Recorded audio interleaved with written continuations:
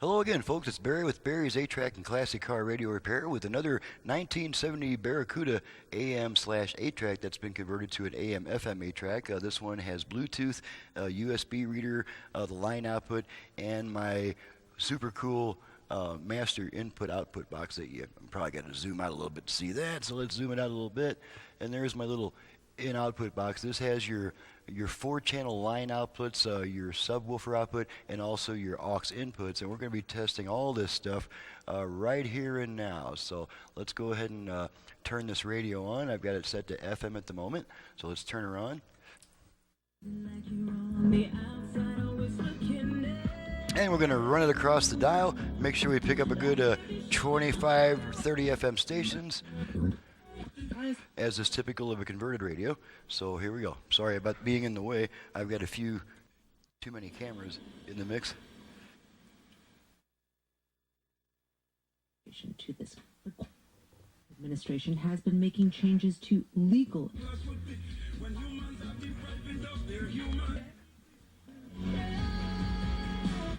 is crisis response.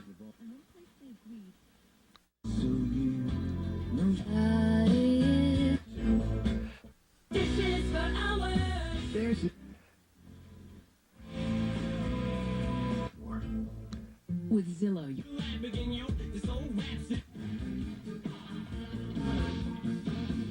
at a store saying, "Pick." Here's 15. No, use Madison.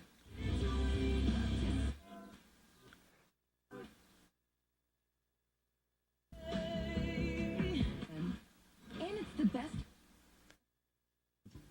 Do we have time for a chicken riddle? Sure. You're hustling, but here's the thing about hustling. It was a fake call and he was murdered.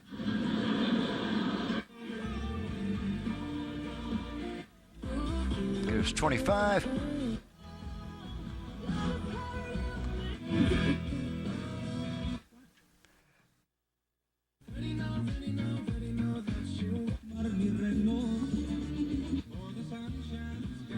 Okay, that's 30. That's pretty typical. We'll flip it over to AM, and on this radio we flip it on and right back on to go to AM and FM, so off, on. Okay, now you're hearing that familiar AM sound. Should be picking up something around 1400. The first thing I said to him, okay, there's that one. Might get another one right about here. Generation, these sound like really strange words, don't they? And then we get another one near the middle of the dial. Well, I went right to work for him. Okay, and I know there's nothing in my area on anything lower than that, so we'll just go back to FM.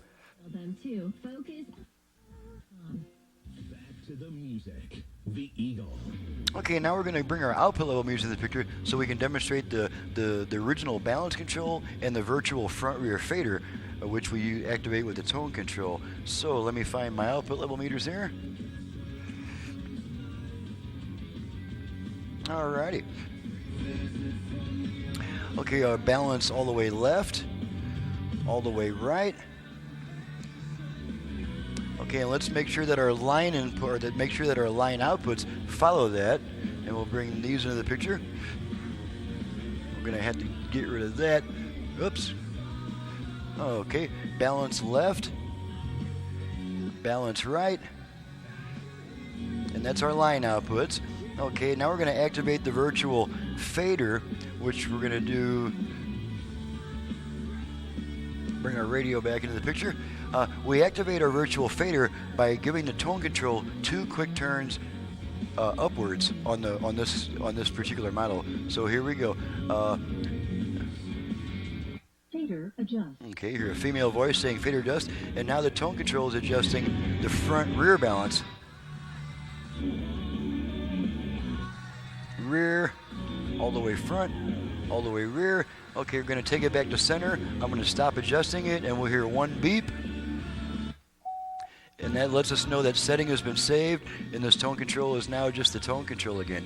Alrighty, let's go ahead and test I'm just going to activate the Bluetooth and make sure it activates as I usually do. We do that by giving the volume control 2 quick turns in the direction of higher volume. So here we go. Bluetooth ready to pair. Okay, so it's ready to pair. It's trying to pair with the device now, and of course I don't have a device handy to pair it with at the moment, so it's not going to pair. So in 90 seconds, she'll come back on saying pairing not completed. Let's go ahead and test the USB feature. We don't need the meters anymore. I'm just going to plug a USB stick with my radio commercial into this jack and make sure that it starts playing automatically.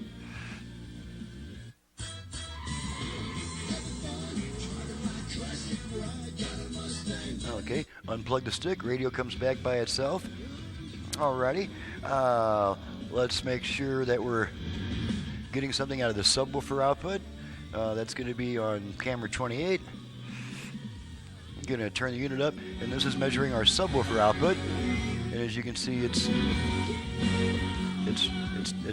showing output from the subwoofer output. And the last thing to check is the 8-track. So let's go back. That's not the camera I wanted. We don't want that. Nobody wants that. Alrighty, we're gonna pop. Let's do Temptations today. I kind of missed the Temps. Got some Temptations to go in there, and once again, you're gonna see how much better I can make the 8-track sound, even better than the day it rolled off the assembly line. Here we go. Nice and crisp.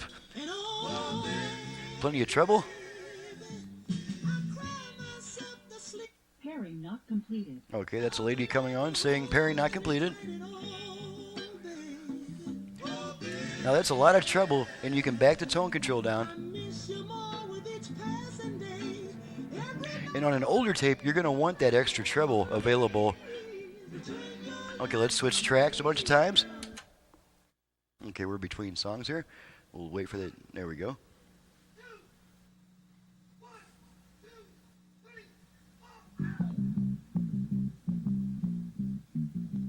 Okay, we'll come back to that song. We'll just do some more track changing.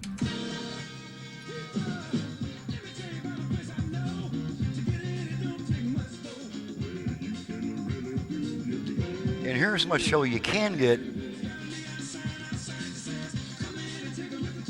And this is a brand new tape. It's I only had it about a month. It was sealed in the package, so it's got lots of treble. Okay, switch tracks again.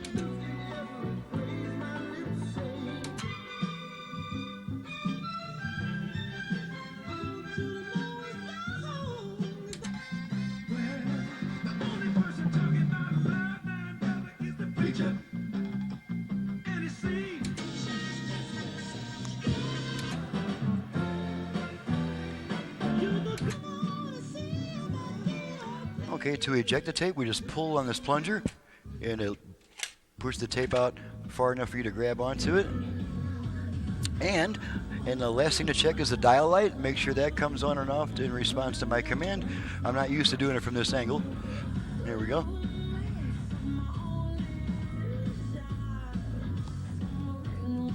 Okay, you can really barely see it, but it does come on. I'll just tilt it back a little bit so you can see the greenish glow from above. There you go. It's kind of a soft glow. It's not really a real bright light. So that's all the functions. Let's test the line output real quick.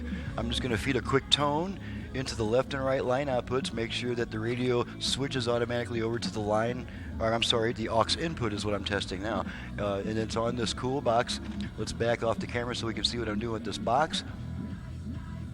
And we're just going to plug our aux, feed a quick tone into our aux inputs. Here we go.